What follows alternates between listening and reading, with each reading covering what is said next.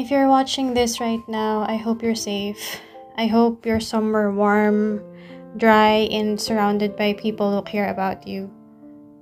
Malakas daw yung paparating na bagyo, and I don't know why, pero habang ina-anticipate ko yung pagdating ng ulan, naalala ko yung picture na nakita ko nung huling baha. May isang pair ng matandang mag-asawa.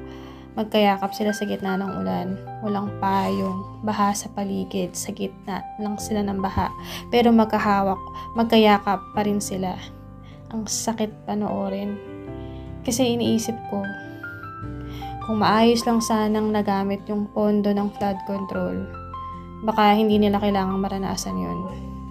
Baka ngayon, nasa bahay sila, tuyo, kumakain ng mainit na sabaw or humihigop ng mainit na sabaw.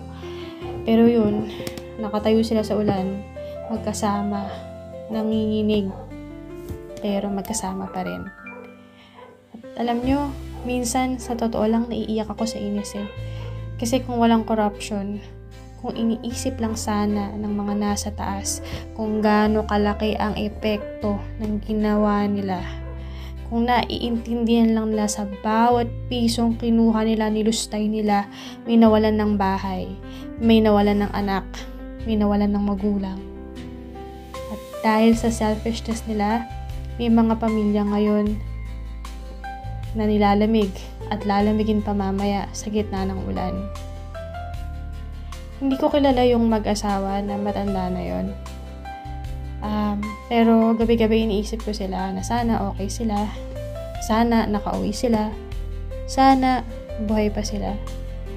And Lord, alam kong narinig mo ko, kaya sana po pakibantayan po lahat ng kagaya nila. Ang bagyo lilipas din, pero yung trauma, yung takot, minsan matagal mawala. Kaya kung kaya mo, please check on your friends, your kapitbahays, your family. Kasi minsan, hindi lang bahay ang binabaha. Minsan puso rin.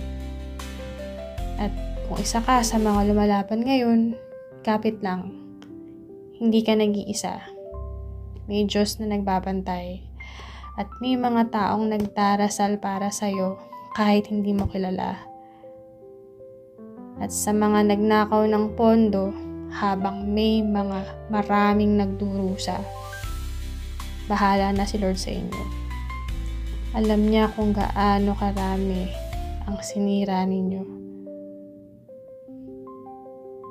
So friends, tonight, stay safe, stay warm, and please don't lose hope. Kasi kahit sa gitna ng baha, may grasya pa rin at may pag-asa pa rin.